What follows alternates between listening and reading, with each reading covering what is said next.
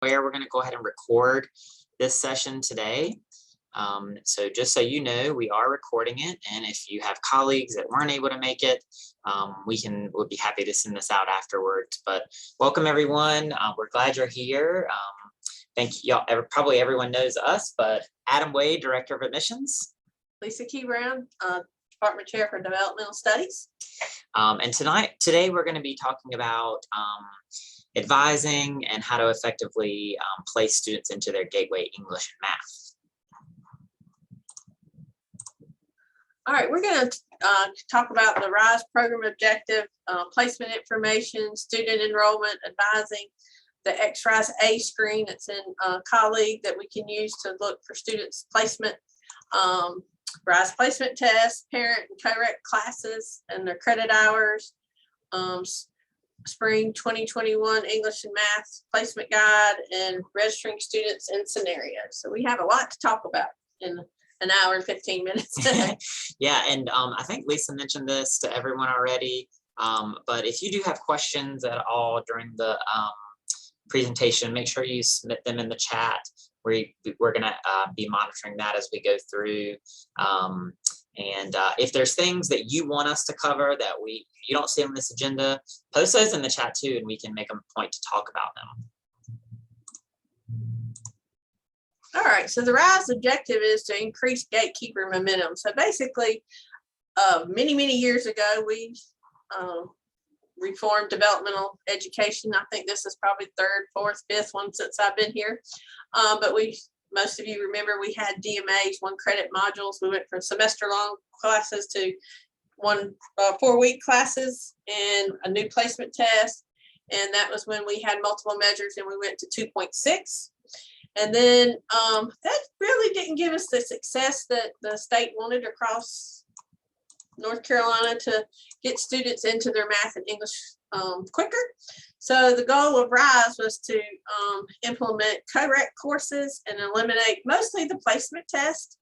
And they rose the GPA criteria from a 2.6 to a 2.8.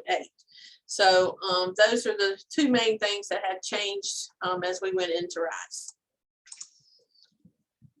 So as we talk about RISE and how we place students, based off of a number of ways, we wanted to review some of the things that are specific to RISE that we're going to sort of dig deeper into today. So really RISE, I think, changed a lot of how we place, right? There's lots of ways that students can place into their Gateway English and Math. That could be their unweighted high school GPA, which RISE is based off of, or it could be test scores of some sort, using GED or HiSET scores. But as you look at, and if you've ever seen a crosswalk, we're going to share some of the crosswalks in just a bit, but if you look at the crosswalk, you can sort of see everything is broken down by a range of GPA. So as we look at students coming in, if they've graduated from high school within the past 10 years, the student is going to be placed based off of that unweighted cumulative high school GPA, okay? And so depending on what that GPA is, that's going to depend on how we place them. So if someone has a 2.8 unweighted cumulative GPA or higher, they're going to be placed into their Gateway English and Math without what we call a co-requisite. And we're going to get in and dig deeper into what the co-requisite is and what it means. If their range is between a 2.2 and a 2.799, they would place into their English and Math with a co-requisite. And if it's below a 2.2, they're going to place directly into their transition Math and English, or Math 003 or English 002. Okay. Now, there are going to be some students that we're working with as they're coming into the college that have high school GPAs that are older than 10 years, or they've graduated high school more than 10 years. So if, there's no usable GPA, we could possibly look and see if there's scores on their file. Maybe they were a student previously with us. We could look to see if there's scores on file within the past 10 years. Otherwise, those students would be eligible to take a RISE placement test with us in the admissions office. And then one of the things to keep in mind about RISE is that students that have completed an associate's degree or a bachelor's degree previously, but maybe don't have that prerequisite or co-requisite, credit, they can place directly into their math and English without the co-requisite.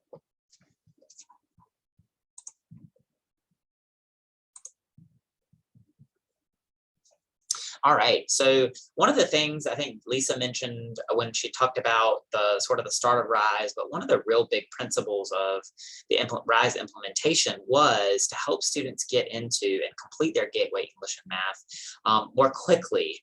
And I think that was one of the things we saw with the developmental coursework was a lot of our students were spending a lot of time on that and maybe getting caught in some of those courses. And so the idea here is to sort of get them started in their English and Math a lot more quickly. Our admissions process changed a little bit as we implemented RISE. So remember, just as we were talking about that 10-year rule, students that completed their high school within the past 10 years no longer take a placement test with us, and we use that GPA to place them. And then, of course, that also would have an impact on our students where we might already have a GPA on file. So maybe they were a CCP student with us. Whatever the highest GPA that we've seen since they submitted their high school transcript, that is the GPA we would be able to use to place them. All right, and then the last point here is if a student doesn't have a high school GPA on file to be able to register for English and Math, of course, when we're advising them, we're going to try to advise them in any other course that might be along their pathway other than English and Math. But obviously, in most of our programs, we want to get them started in English and Math as soon as we can. All right. One thing to remember is we go on calendar years. So it's not like June 10th, 2021. We just look at the calendar year as far as looking at GPA as far as the 10-year rule. Sometimes you might see in VISO or colleague, either one, the high school multiple measures waiver, which I think, I'm not sure of this, but I think we started around fall 2013 with the DMAs and DREs and multiple measure waivers. And that was when students could have a 2.6. But as you know now, spring 2019 and forward, the high school GPA is 2.8. However, if you're looking in colleague or VISO and they have credit for DMAs or DREs, then yes, you're still going to award that credit and let that student take their math and English. But students need a 2.8 GPA now instead of the 2.6 that we had. And then there's the RISE GPAs again that you will see. That's what it says in the VISO is RISE GPA less than 2.2. It does. There is a 2 over to the side, which we'll show you later, but that doesn't mean anything because all we're looking at is what the registrar's office, once they look at their GPA, they don't really put it in a VISO. It just says RISE GPA 2.2 to 2.799 or 2.8 plus. We always, as we're advising students, we always want our AA students to take their English first because they have another English that they need to take while they're here. So if they're an associates in arts, you do want to try to have them take their English first. Associates in science or associates in engineering students should take their math first because they've got a lot more math to take as here at the college. And if a student has been successful in Math 143 or 152, which doesn't require tier 3 basically, but they've been successful in those classes, they can take Math 121 and 171, but they must take it with a co-rec. And all these rules are state rules. They're basically not rules that the college has come up with.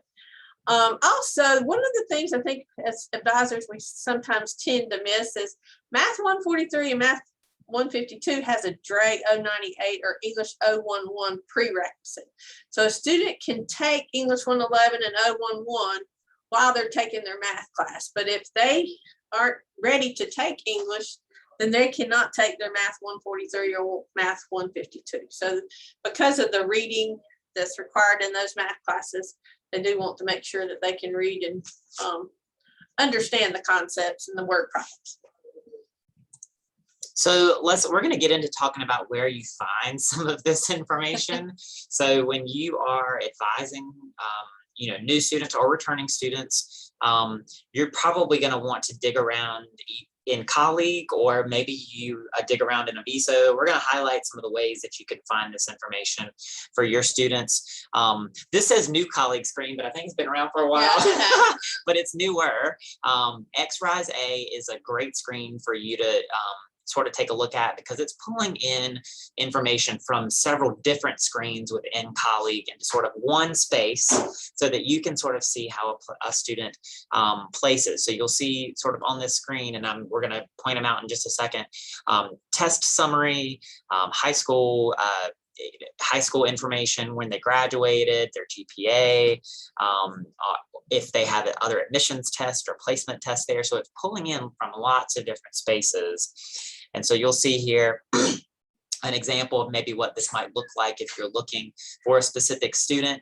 You might be able to go into Stack, right? So if you're digging into that area that says View Academic Credit, that's going to take you over to Stack, STAC. So that's going to list all of the courses that a student might have credit for previously, and where our records office might have entered what we call non-course credit, which would help place a student into their gateway in English and math.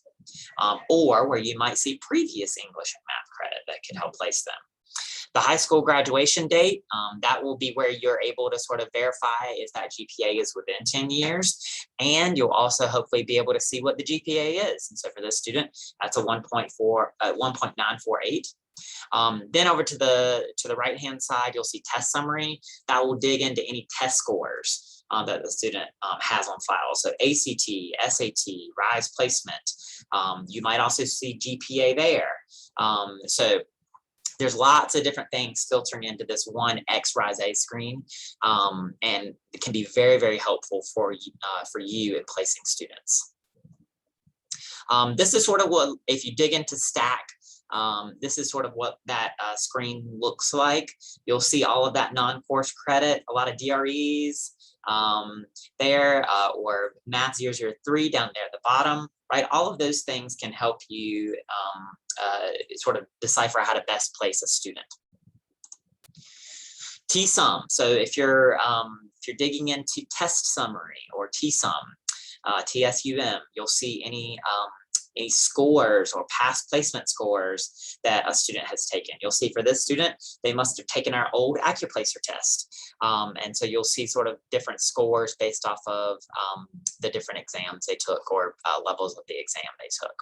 And sometimes you might have to click in like number 3, because he may have multiple scores. So you may have to click in the last box and use your down arrow key to get to the other scores that possibly could be showing in that field.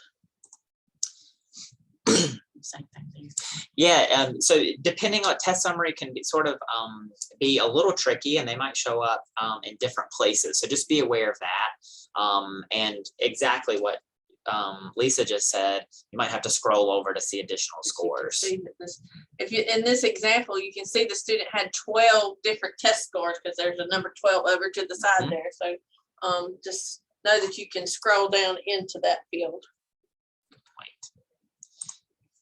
All right, so the RISE placement test can only be administered to students who've been out of high school for more than 10 years, international students who did not graduate from a U.S. high school, students that completed the GED or high school equivalency without the GED mastery, which we'll talk about when we get to the crosswalk, and CIHS students. And again, test scores are valid for 10 years. And I think one of the major changes that has happened with RISE is students are only allowed to retake the placement test once. So once they've taken it for the first time, then they only have one chance for math and English for the rest of the time while they're at CCCC. And students cannot take the RISE placement test. You know, sometimes students say, well, I have a 2.1 and that's just barely away from a 2.2. Can I take the placement test to get out of taking the transition center? And the answer is no. And also, a lot of times students would like to take it to either avoid having to take a co-rec or trying to place directly into a math class. And again, these are the rules that the state of North Carolina has put upon us. So Yeah, and a lot of times we'll get questions about whether there's any exceptions to that rule, and there's very few. I think there's been some scenarios where we might have made an exception for a student, like in their last semester, and needed a math in order to graduate type of scenario. But certainly those are few and far between. And the RISE placement test, you must make a 70 on the score to be able to move on to like tier 2. So for example, in math, there are 3 tiers, so that they'll take tier 1. If they make a 70, then it'll open up tier 2 so they can start the next tier. If students do not want to take the placement test when they come, then they would just start in transition math and English. I think I had an advisor ask me that question the other day. So they would just start in the transition center. Again, students are only allowed 2 attempts on the math and English RISE placement test for life. So that's a big choice, but like I had a student the other day, I had made a 68, and to me, they need only a 70. If it was me and I knew I only had one more chance, I'd probably take that chance to actually to see if I could place it out of a math or English. This is just the old math scores courses that we had in the transition center. I know some of you on here may have been around when we had math 60, 70, and 80. And then we had DMA 10 through 80.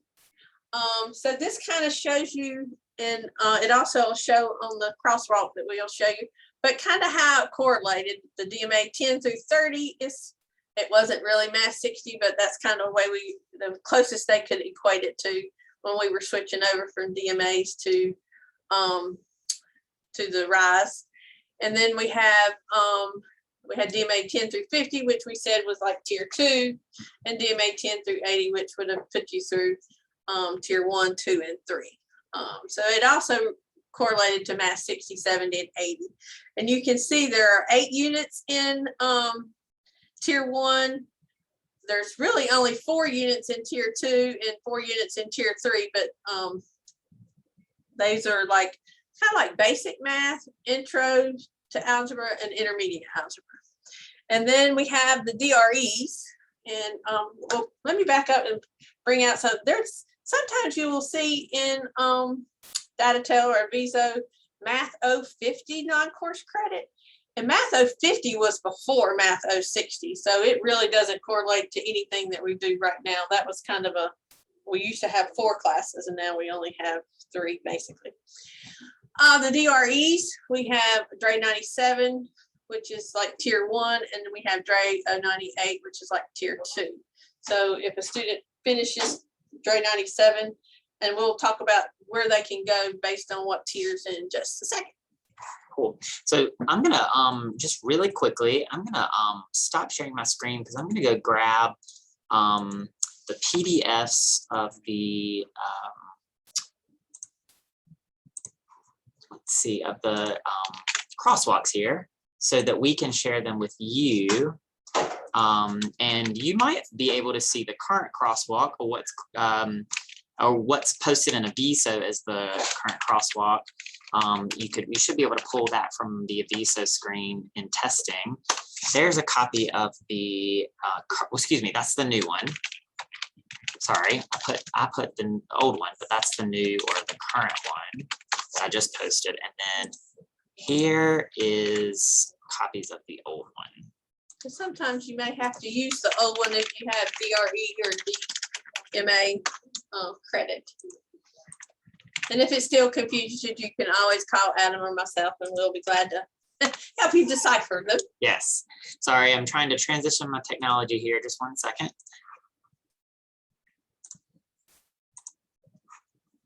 All right, so I think I'm back here. All right, so I think I'm sharing the wrong screen. There you are. All right, hopefully you're able to see my screen back.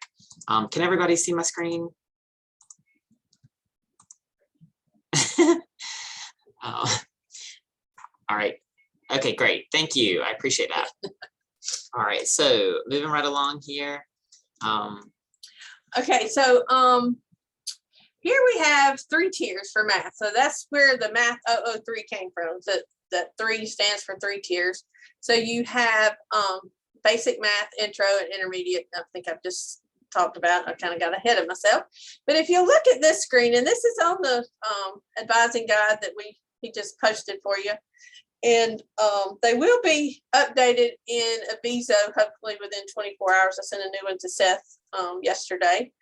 The only thing that has changed from the old crosswalk spring 2019 to the new one is the placement test score went from a 75 to a 70. So you can still use your old one if you have one and just cross it out to make it a 70. But you have one thing I like about the RISE advising guide, this part is that basically it shows you how many units you have, and it correlates to your DMAs. And it also correlates that you can take, the student may take register for Math 110 without a COREC if they finish tier 1 or have a grade of a P1. So that's one way you can always remember it's a P1, tier 1, P2 is a tier 2, and a P3 is a tier 3 grade. They can register, if you finish tier 1, you can also register for Math 143 or 152 with a COREC. Again, you have to make sure with that 143 and 152 that they have the English to take those classes. Be ready to take English 011.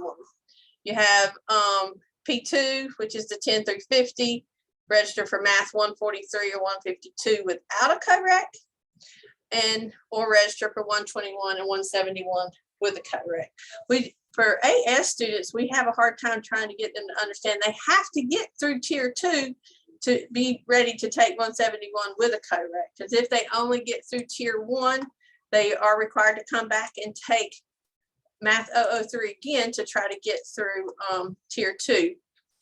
We have had students that have actually completed all 3 tiers in a semester, so they were able to really get all their developmentals done in one semester.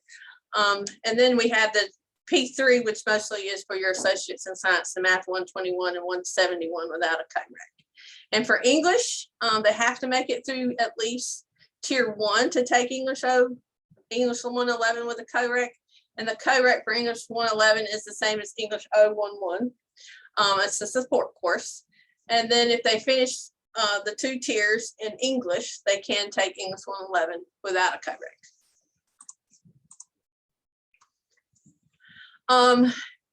And this is the parent course and the COREC course class hours, because, for example, Math 110 is a 4 contact hour, and the COREC course is a 2 contact hour, but you're looking at 4 credit hours for just Math 110. And it goes all the way up. If you look at Math 171, you're looking at 9 contact hours a week and at 6 credit hours. And then the English is at 6 contact and 5 credit hours. And our transitions are 6 credit hours, contact hours a piece, but 3 credit hours, because we're trying to get them through, hopefully, multiple tiers in one semester. One of the things you have to remember about these classes is if they drop, for example, math, they're not doing well in Math 143, then they also are dropped from Math 043. So if they drop one or the other, they are dropped from the other class. And I think you can really see I think this is always a good visual for me, because if you're someone who's helping build schedules for new students, you can sort of see if a student is taking 171, for example, with the co-requisite, that's taking up a lot of available credit hours for them in one semester. And it's also going to eat up a lot of their time between being in both courses. So that's just one of the things to keep in mind as you're working with brand new students. If they're in a course with the co-requisite, that really has to take a lot of intentionality about what other courses we might be pairing with that, specific to the time and maybe other obligations that the student has. So keep that in mind as you're advising students. Because you're looking at either 5 for 143 for 5 hours, Math 152 with a COREC is 6 hours already, same as Math 171. So you've already got 6 hours. So hopefully they wouldn't need, if they're only going to take a minimum of 12 hours, 2 more classes possibly, because it is 2 different classes kind of. So if you open up the first link that I sent, this is going to pull up this the newer or the current current guide, and I'll copy and paste and put that back in the chat just so you all can open that up. And you might have to copy and paste it and put it into a it's not a pretty link, but you can copy and paste that into a web browser and should be able to pull that up as a PDF. And if it's not working, I'm happy to send it afterwards. But this is sort of a is part of the crosswalk that you might see. This is where we sort of, I think this provides a really good visual, because part of RISE is that we might not be using just one, feature or metric to place a student. We might be looking at lots of different things in order to place them. And part of RISE is that we're using whatever is going to place them in the highest level of English and math. And so this, I think, provides a really good visual. So you can sort of see, right, how they might place into English by their unweighted high school GPA, right? And then if they have ACT scores or SAT scores, where does that place them? If they've hit the mastery score on their GED or HiSET, if they are in a high school that has CCRG courses or CCRG English courses, and that's sort of remedial English and math. You'll see this on the math side when we talk about that. That's sort of an remedial English and math for high school students, so they can get this grade and place into their gateway based off of that score.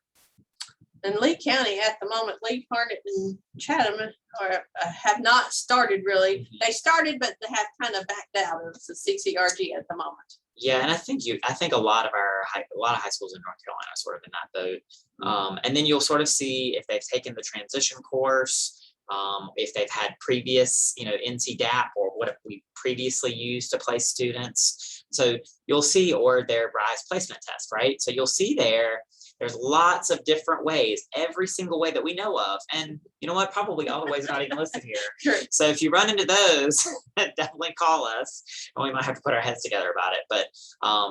But this is really a good visual of how you might place a student. And remember, right, you might have to go through, if you're looking at a student and they have a GPA, but they also have ACT scores and other scores, you might have to really dig in and find out how and what is going to place them the highest, right, at the highest level of English and math, and that's what we're going to be using.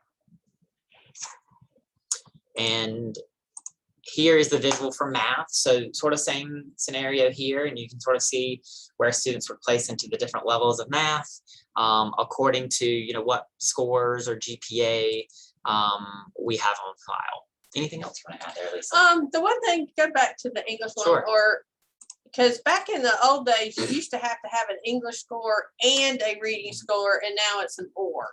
And so what they did is they looked at the cutoff we used to have for ACT and said, well, if a student is like 2 points below it, we think they could still take the co-rec and be successful. So that's kind of where you see English 16 or 17 or reading 20 or 21, but it's an or. They don't have to have both of those now. Okay. Great. And we'll get into this more when we do some scenarios. So let's get, when you're at the point where, you're helping students get registered for their English and math course, right? We always want to first look at, when they graduated high school. So did they graduate within the past 10 years or not? So first we'd be looking to see whether we have that high school GPA on file. Or, do we have test scores on file? And so high school GPAs and test scores in terms of placement are good for 10 years, right? Where you're looking at that 10-year window. And remember, you can look and see that high school GPA under XRISE A, and then of course, if it's not in that range that the student, needs to be at, then you're looking at other scores, ACT, SAT, CCRG. Have they completed transition or developmental education previously? Remember, what is going to place them at the highest level in English and math, with or without a co-requisite. And also remember stack, right? That's an important piece, important colleague screen to take a look at, because it's going to show all of the non-course credit that has been awarded. So this is really, really important when you have a student who was here some time ago, let's say 10 plus years ago, and they might have taken math or English courses that we no longer even offer, or you might not even know what what they are. And that's when the old placement guide really comes into play. And that stack where you see the non-course credit really helps in being able to place the student appropriately. And then, of course, if you aren't able to register a student for the math with the co-requisite or the transition course, you always can contact our office or Lisa. All right, so just to give you sort of run through this process a little bit, if you're registering in DataTel, we always put the student in the co-requisite first. So, if I'm in RGN and I'm actually adding a student to Math 171 with Math 071, I'm going to first add in Math 071 and that section number. And remember, typically the maths with the co-requisites are odd sections, right? So they have an odd section number. And you'll also see a C in that section number as well to indicate that it has a co-requisite attached. But if you add that co-requisite course first, and then you click in the next box down, it's automatically going to populate with the connected parent course. So if I'm adding 071 LN1 first, and I click down and then to the next box, it's going to automatically populate Math 171 LN1. And you can sort of see down an example, Math 110 LO1C will have a co-requisite course match of 010 LO1C, right? So we're always registering for the parent course and the co-requisite with this that have the same section number. We can't mismatch those. And the reason being is because those courses are linked and the instructors work together, so you can't sign them up for a seated class and then sign them up for an online co-rec class. It has to be the same modality.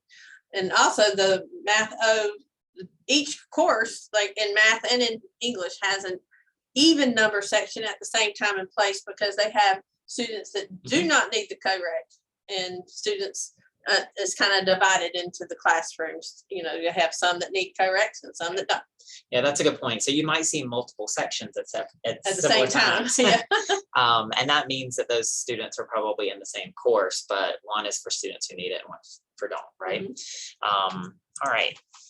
All right, so here's some miscellaneous information I may have brought up before. Students who pass, sometimes we have students that pass the co-rec course but end up failing their gateway course. They only have to retake the gateway course. But the way we have our courses set up, 30% of our grade in our courses is what they make in their curriculum level course. So they do kind of work hand in hand. So, but that is, they only have to redo the gateway course and not the co-rec. And again, if the student withdraws from either gateway or co-rec, or is withdrawn due to absences or not completing assignments, they are withdrawn from both courses. Students are required to have a placement criteria prereq courses to place into their gateway English or math courses, because I've been asked sometimes, well, this is an older returning student, can they not go ahead and take their English and math? And the state of North Carolina says you have to have some kind of placement criteria, either placement test or high school GPA. So there has to be some placement criteria there. And then we do have the old crosswalk that he also shared. Basically, we have to go back to those in the old days sometimes, because of I had an advisor come by yesterday. English 110 is one that I don't place a lot of students in, so I had to pull out my old crosswalk to actually see where to place those students, and it does have information on there. So.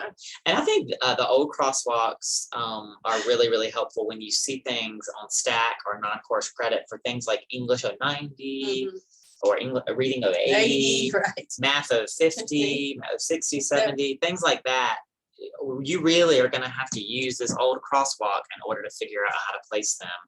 And that can be sometimes a little daunting. All right, and in a BZO, I know the majority of you probably use a BZO for placement versus using XRISE. I kind of like the XRISE because it gives me all the information in one spot. But if you are in a BZO and you have tests, your own test scores, and if you notice over to the far right, it says course guide. So that's where this current, I just updated it yesterday, the new current crosswalk will be. That Seth said would probably be up there within the next 24 hours. And so you don't have to always have to search for in your office for your crosswalk. But if you want some, I have some in my office, but it's always going to be there on test scores. If you have a RISE GPA of 2.8 plus, and you notice there in the VSO, it has other 2019 at the bottom. So because that student doesn't need any developmental, they've been awarded, and that's what Adam was talking about in STACK, non-course credit for all those courses. So he doesn't need English, they don't need math, they don't need any co-recs. So that's what that other means at the bottom.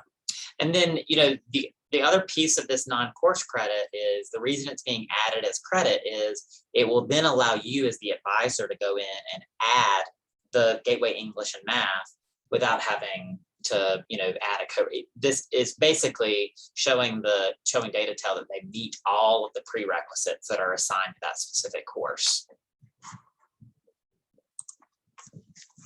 But then sometimes you might have one like this. This is a student that had a RISE GPA of 2.2 to 2.799, which means that they can take a co-rec with their math or with their English. And I've had a lot of people ask me, well, he has a 3 over there under the score. Well, that I have no idea what that 3 means. But we were just looking at the RISE GPA 2.2 to 2.799, and it showed that he had English 002 and English 003 credits. So he could take math or English with a co-rec. Sometimes when you look at that, you might, you know, did he have a P1 grade or a P2 grade? But you can also just look at the RISE GPA there. Mm-hmm. And then we put an example of a student that actually has taken the placement test at the bottom. So he took RISE English Tier 1 test and made a 67. All the scores for English and for math, he has to have a 70 or better. So he had a RISE Math Tier 1 test score of a 70. So he passed math Tier 1. So he got, in a sense, a P1 grade. So you could look at your crosswalk and see that he can take math 110 right out, or math 143 or 152 with a co-rec. And he did not pass. So once he passed the 70 with the Tier 1, he was given the Tier 2 test, which he made a 27. So that's an example of what the test scores may look like, the new RISE test scores. So before, we're going to transition into doing some scenarios, some student scenarios. But before we do that, are there any questions? Feel free to, I think you can raise your hand, you can unmute, you can post questions in the chat. Just wanted to take a moment and answer any questions you might have. Anything we've missed? One thing I saw today, I just wanted to bring up is sometimes you might see partial math or partial English scores in a VSO or in colleague. You do have to kind of drill in to see what that information is, to figure out what kind of math it is. But you will have to drill in closer to find out what the partial math or English is. And you can also look in STACK, because whatever it was, they would have gave credit for it in STACK. Good point. Yeah, that is one that sometimes will trick you.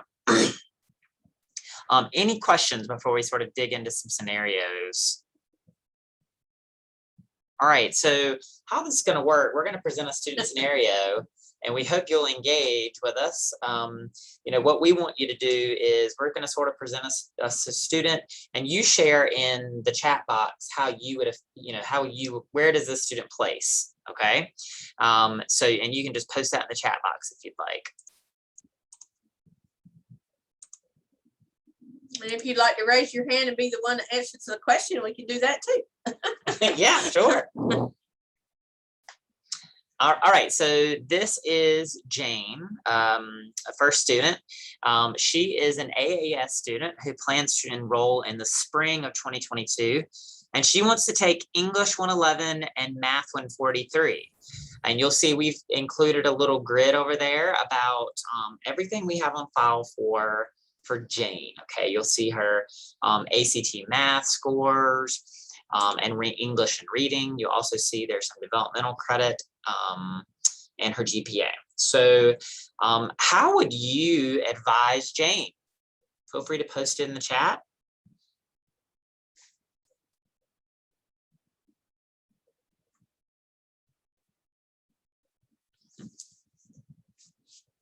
So Samantha says she needs English 011 as a co-rec. So English 111 with a co-rec.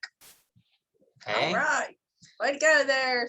Great. What about math?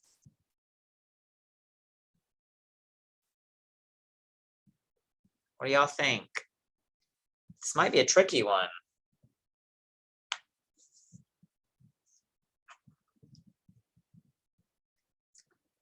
All right, so we'll go ahead and give you the answer here. So Jane can take English 111 with the co-requisite because of her high school GPA, right? So that GPA is 2.65.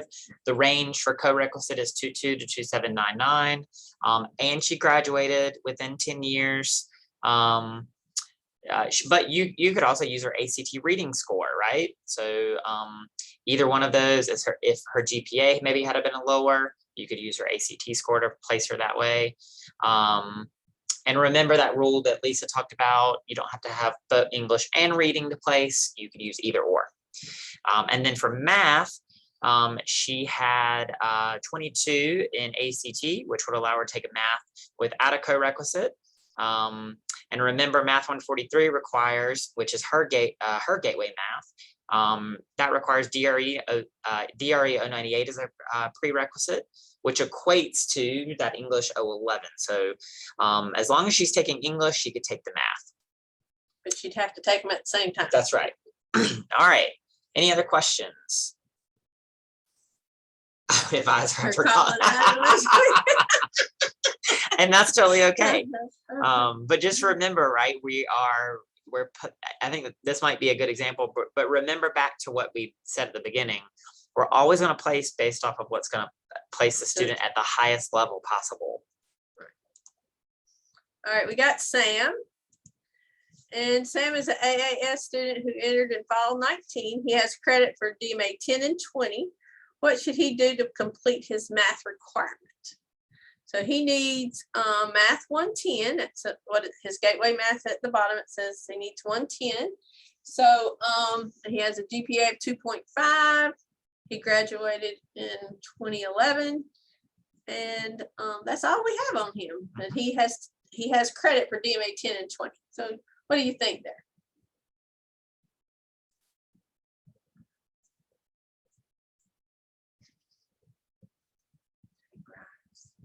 I'll say graduated in 2011. Yeah, so he's. I guess depending on when he. Yeah, I guess Yeah. Yeah. You're right. Yeah, Stephanie, he technically could take Rise, obviously depending on when he's coming to us. Right. For the credit work, it's over 10 years old. You talking about the developmental credit? As long developmental credit or non-course credit never goes away. That's right. However, he would need that DMA 30 possibly to have the complete thing to not have to take Math 110 with co-rec. Yeah, so I think Lauren, you said he would need the co-rec. That's right. So all right. But our date, yeah, we probably should have changed our date to make it within our 10 years. Yeah. And remember that GPA was between the co-rec range, but yeah, I think this is a tricky one. Probably we haven't changed this since we got caught up on the years. So all right, next one, Carrie. Thanks, crosswalk. Way to go, Lauren. All right, so Carrie, she is returning from spring 2018, and she needs to take Math 121 and English 111. Okay, You can see we have a graduation from high school in 2012. We have a GPA there. And it looks like she has some developmental credit, and her gateway math is 121. So she wants to take math 121 and English 111. How do you advise her?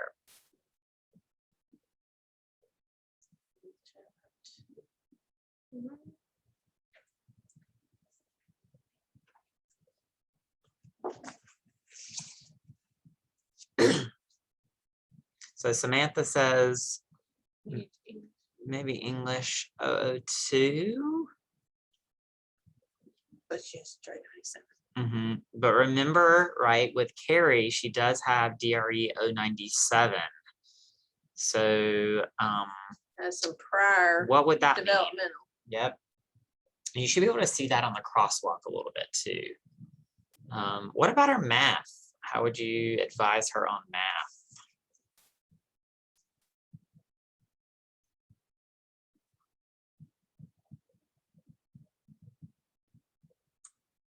All right, we'll transition and sort of talk through this. So Carrie is going to take math 003, right? This is a little, I think this is a little tricky. The GPA is certainly below a 2.2.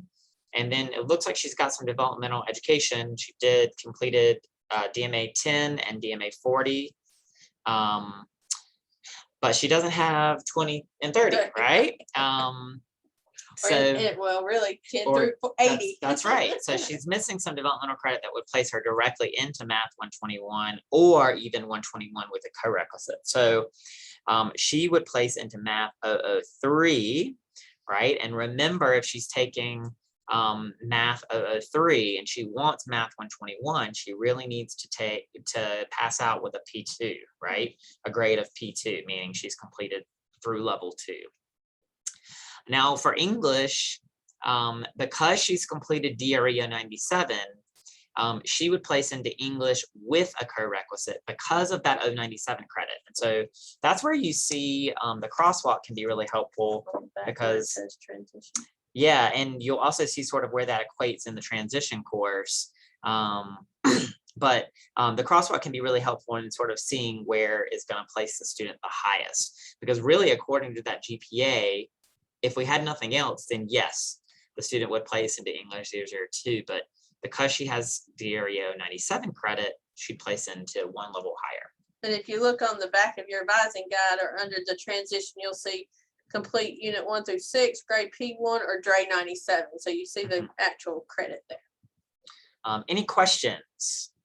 All right, we'll move right along here. All right, got Jeremy. Dropped out of high school when he turned 16, during his 10th grade year. A year later, he earned his GED. How do you advise him?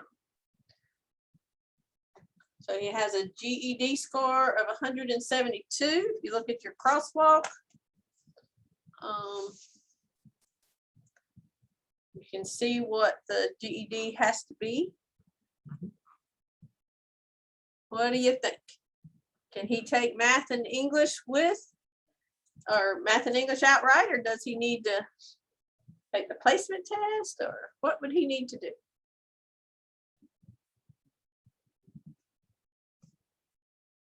No co-recs. Yep, that's right. Great job. And because he had 172 and the cutoff for GED is 170.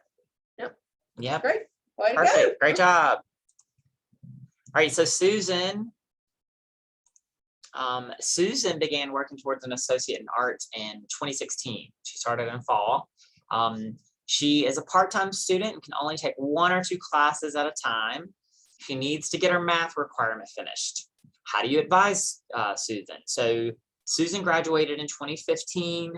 You'll see her GPA there of a 2.758. And you'll see she does have some developmental education credit. And her math that she needs, or her gateway math for Associate of Arts, the one that she would like to take is Math 143. So how do you advise Susan on her math?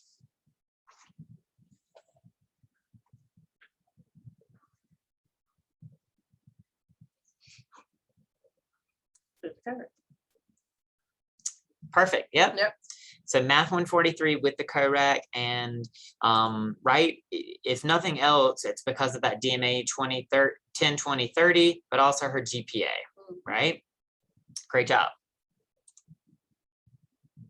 And I think this is one that we do not round up. I mean, the GPA is what it is. I mean, when it comes in, because yep, that would have been, if you round up, it'd be a 2.8. That's math, people. All right, we got Larry, and he is he's an electronics engineering technology student. What should he take if he starts in spring 22? He has a 2.365 and graduated in 2014. He did take a lot of previous DMAs. He has DMA 10 through 50, and his gateway's 121.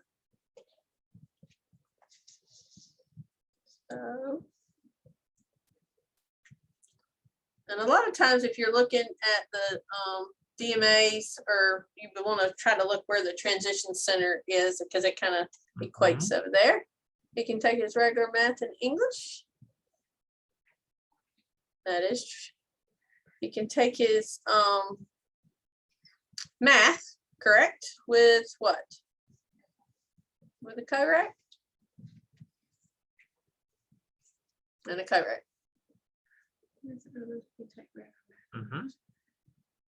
The first one said you can take regular math and English. Okay.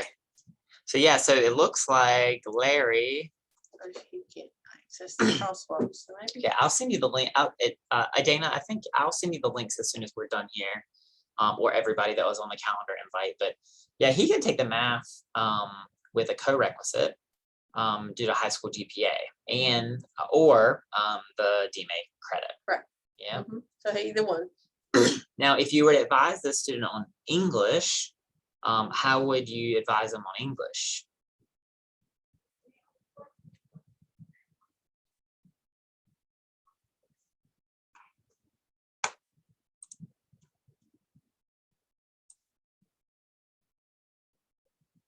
So for English, right, you would advise them the same way, right? It's going to be based off of that GPA. Yep, that's right. That's one thing that's good about the GPA. It's on for English and for math, so you don't have to look. I mean, once you find if he needs a correct for math, basically he needs to correct also for English. So Tashana, she is an associate of engineering student, possibly starting in the spring of 2022. She needs to take her required math and English 111. So you'll see there's some scores here. She graduated in 2009. She had a GPA at that time of 2.15. Also, you know, we were asking fourth math. That was about multiple measures piece. But she did take math 143 while she was a CCP student. She's got some ACT scores, so math and English and reading. And you know, eventually she will need math 271, which is calculus, but she certainly can start out with 171. So how do you advise Tashana?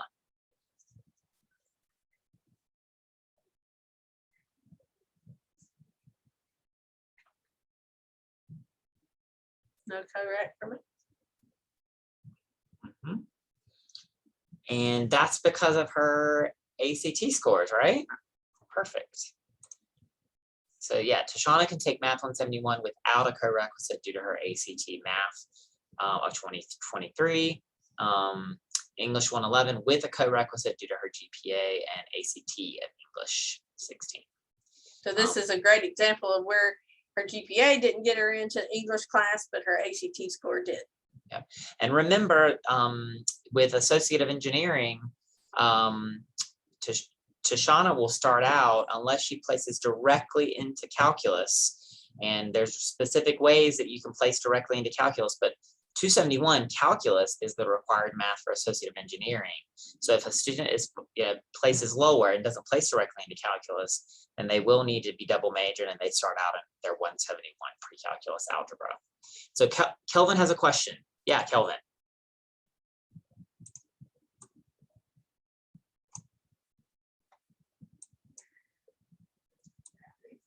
Feel free to unmute, or you can post the question in the chat.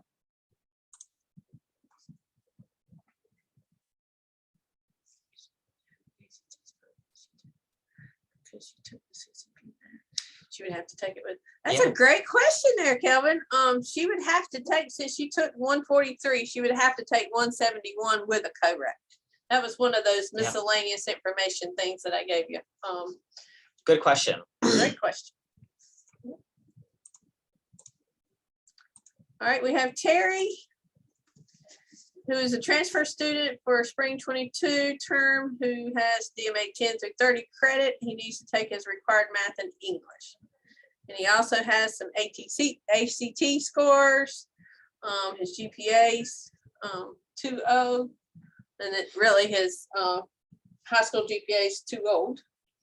So we would look at his DMA credit of 10, 20, 30, and he needs math 110.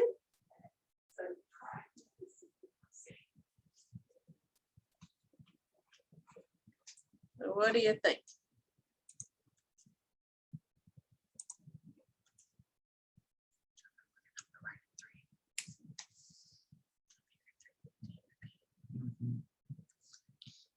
So English with a co-requisite, math without.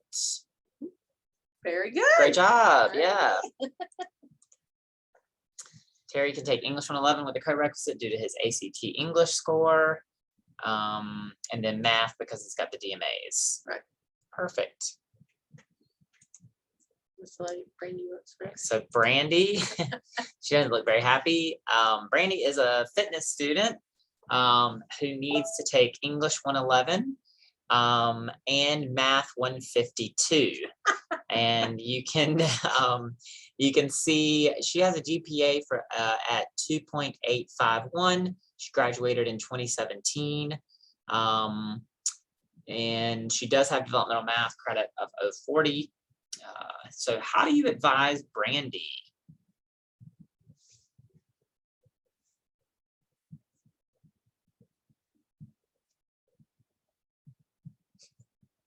What do you think about Brandy?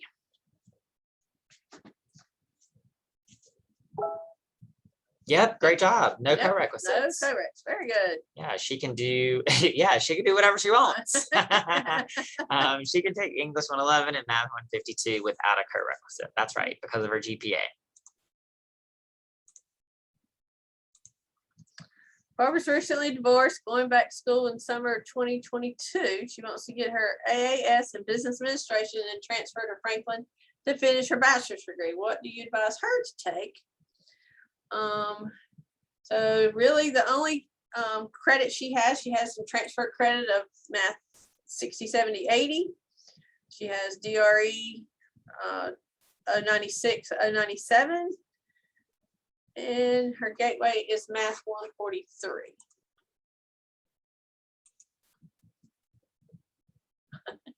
She did that one without the Yeah, when you start doing it without the crosswalks. You're doing good. Yeah, that's when you know you're fancy. At 2.8 or higher is easy. Yeah. So what do y'all think about Barbara? How would you advise her?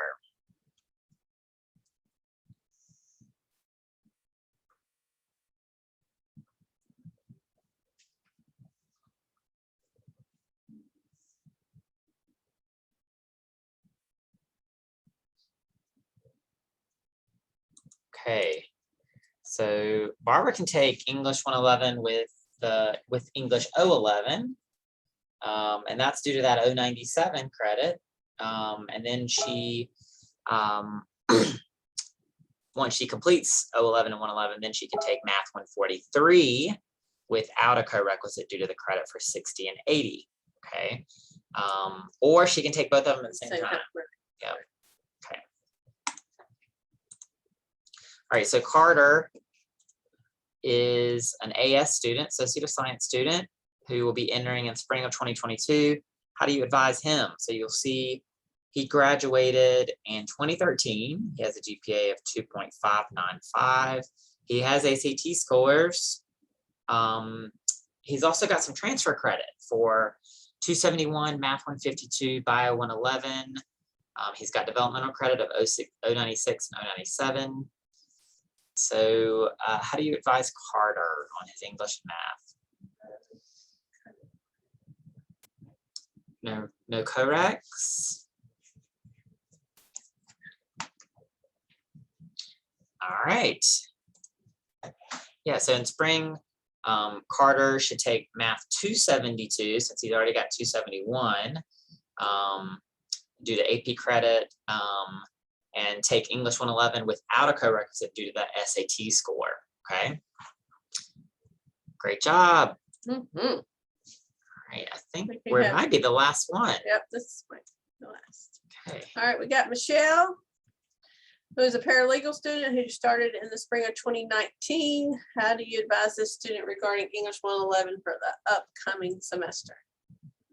So we have a GPA, and we also have, she took developmental English 002 with a grade of a P1. So how do you advise this student for English 111? We'll need English with a correct. She needs to take English. She needs to retake English 002.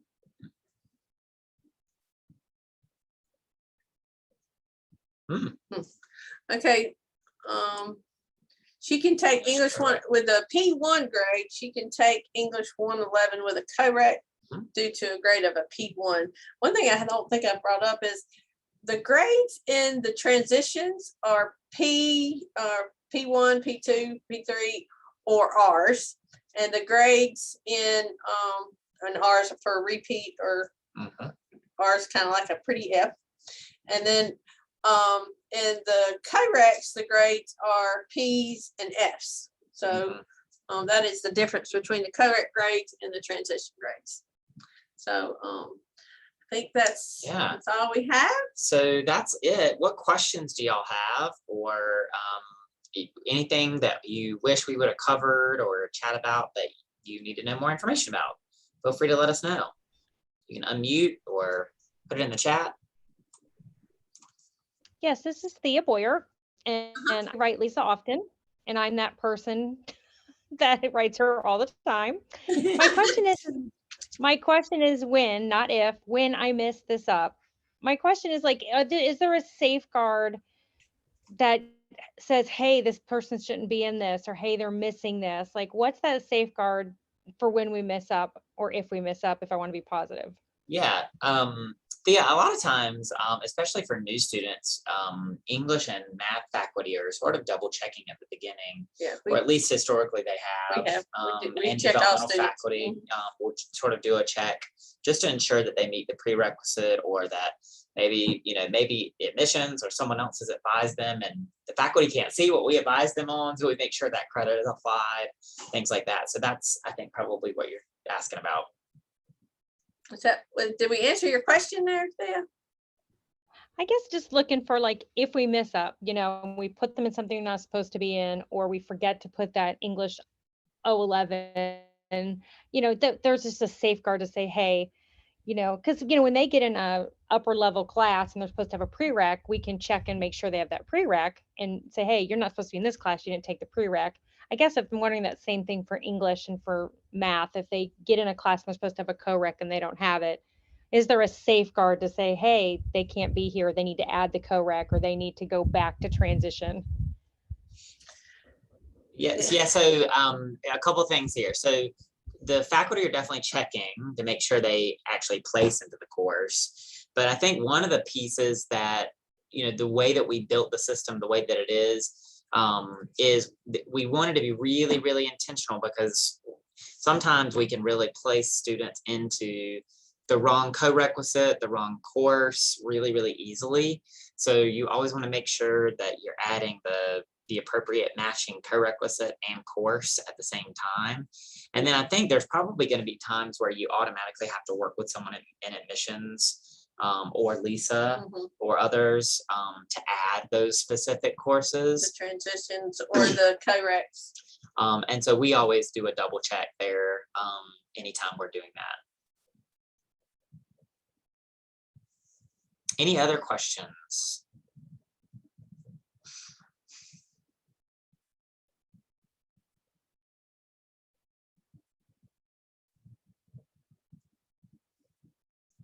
Awesome. Well, if you do have questions, feel free to stick around. I think the thing to keep in mind is that if you ever need to, I don't think that this is always really cut and dry.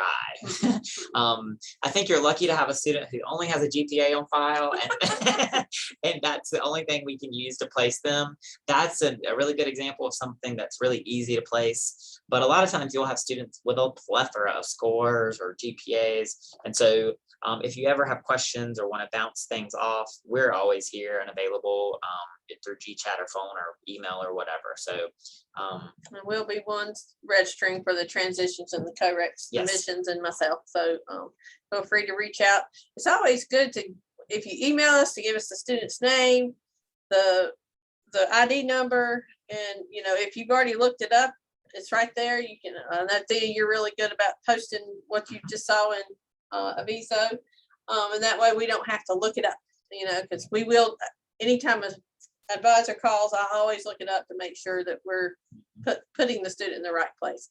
Because one of the worst things to do is at the beginning of classes, and when we have to tell students that they're in the wrong class, and they say, well, my advisor put me in this class. Well, I'm sorry, but and so we always want to be proactive and make sure that, and we all do make mistakes, but we want to try to make sure we put students in the correct class. Yeah. And I think if you do have a case, let's say you have a caseload of advisees, if you want some additional practice, go through your caseload on Aviso and just take a look at the test scores and course credit and see how you would place them blindly without seeing what they've already what they've already taken. That would be good practice. And I think we've done that sometimes before, but make sure you're using your crosswalks anytime you have a question like that. I'm always using my crosswalks because sometimes I don't remember the scores, right? So make sure to always review those crosswalks when you're trying to place. But thank you, Lisa. Yeah, thank you. Yeah, thank y'all all for coming. And like I said, if y'all have any questions, please reach out. Yep, and stick around if you have specific questions. We're happy to answer them. Thank you. Thank you.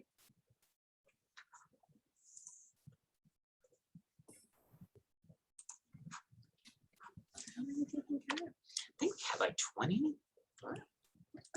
Yeah. And I'll send out the crosswalks to the group that was on the invite. Let's see. Adam, Lisa, you still there? Yeah, we're here. Hey, Fred Brucker, longtime listener, first time caller. You should tell you're on the radio station. Yeah. I haven't met you yet. So I might just send this in an email, but the thing that gets to me is as I'm advising students, obviously in our program, they have the requirement of either English 111, Math 143. So I try to put them in when I register, and DataTel simply says that they're not eligible to take that class at that moment. And I've taken a look at the RISE placement guide and some of the other things that have been sent out in the past. And to me, it reads like IRS instructions. So really what I'm kind of looking for is, what is the first question I'm supposed to ask myself when, let's take English 111, for example, and DataTel says you can't place the student in there. What's the first thing that I need to look for, and where should I find it? Good question. Well, first thing I would look, well, if it says you can't put them in English 111, our system is not smart enough to find that, okay, they have a high school GPA of this, they have an ACT score of this, they have a GED score. I mean, the system is not smart enough to figure all that out. But if, the first thing I would look at is your transcripts. You can look at transcripts, you can look at test scores, just to see what it is that, if they're, again, the system isn't smart enough. That is one of the things that when we went to this that we kind of complained about, because it's no way that the system can understand all the different scenarios there are. I think, Fred, I feel like a lot of advisors find it really, really easy to start just in Aviso, right? If you start in Aviso and look under test scores and transcript, under test scores, you're going to see a high school GPA. Right. Okay. And that's going to tell you if it's 2.8 or higher, good to go. And they should be eligible to take English 111. And then if it's If it's obviously in the the 2.2 ranges. to 2.799, they can take it with a co-rec. But if they can't take it, maybe their RISE GPA is below 2.2, so they have to take the English 002 before taking English 111. And then if you don't see anything under test scores or GPA, I would look under transcript, because that's going to show you course credit. So do they have past course credit or non-course credit? Those two things are probably going to tell you the majority of everything you need to know to get started. And then if it still says you can't place them, into the course, then there might be something else going on. Sometimes it's not you, it's the system. Right, and we have to override it sometimes just to get the student in there. I guess the kind of a follow-up to that is assuming that I can navigate through that and find what is necessary there. I'm wondering if there's a way that whether we maybe somehow incorporate it in the academic plan and the VISO, maybe this is a Seth Buchanan question, but once we determine that a student needs such and such prerequisite courses, that gets implemented into the academic plan somehow, so that, say for whatever reason, we determine that the student needs the course, but they can't take it in the following semester, or they need to repeat a course or something like that, that somehow that alerts so that I'm not trying to reinvent the wheel semester after semester. That's a great idea there, Fred. I like it. I definitely think that's the Seth Buchanan question. But I don't think you can put it in I don't know if developmental's in the academic plan. I can't remember either. It might be interesting. It's not going to automatically happen either way. I think what you are talking about is ideal, because if something were to trigger in the system to be able to just automatically apply to their academic plan, that would be ideal. None of our systems are that smart. But I think the thing that I would just keep in mind is I would never go into helping register a student, and I wouldn't assume that they place into English and math right out of the gate. I would really do some digging before I tried to do that. And Fred, I had an advisor come to me yesterday with 2 folders full of his folders on all his students, and he had the information in there, but I still kind of looked it up. And we just went through his files, and I told him what the student would need, and that way when he is working with that student up front, he already has the information. Yeah. And Fred, feel free to G-chat me. I'm or Lisa. We're always available, and all you have to do is just G-chat us a student ID number, and I'm happy to look it up and tell you what I think. Well, I appreciate that. It would be nice though if I didn't have to bother you guys, and I could just, I know. I don't know, maybe somehow we can incorporate some of the smart computer folks to develop like a choose your own adventure sort of thing, answer questions and help us to be able to troubleshoot, actually like a troubleshoot guide or a flow chart. I put it in for the IT people asked for projects, and I did it last year, but I did not get accepted. Yeah, I think we have one. I think we have something similar. We do have something, but you have to input a lot of the information. Fred, I think what I don't know if this would be helpful, but we would be happy to sit down with you if you want to sort of walk through like how to use because to me, this is a really good roadmap. Obviously this looks like IRS information to you right now, but yeah. But the first thing you look for is the first column, the GPA, and then you kind of work your way across based on do they have ACT scores, SAT scores, or other information. It kind of just works its way across. But we'll be glad to sit down with you. All right. Well, I will probably. Yeah, you're in broadcasting, right, Fred? Correct.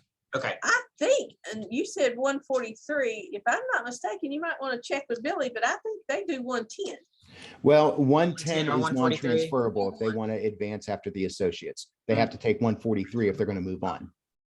Yeah. Okay. So it might be either or then. Yeah, well, Fred, feel free to reach out. We can set something up, and that way maybe we can set up a time where you're in a computer lab or at your computer, and you can sort of dig into the specific screens you need to, and we can sort of show you where we would go. Or just call me when you have, if you have a list of advisees, and we can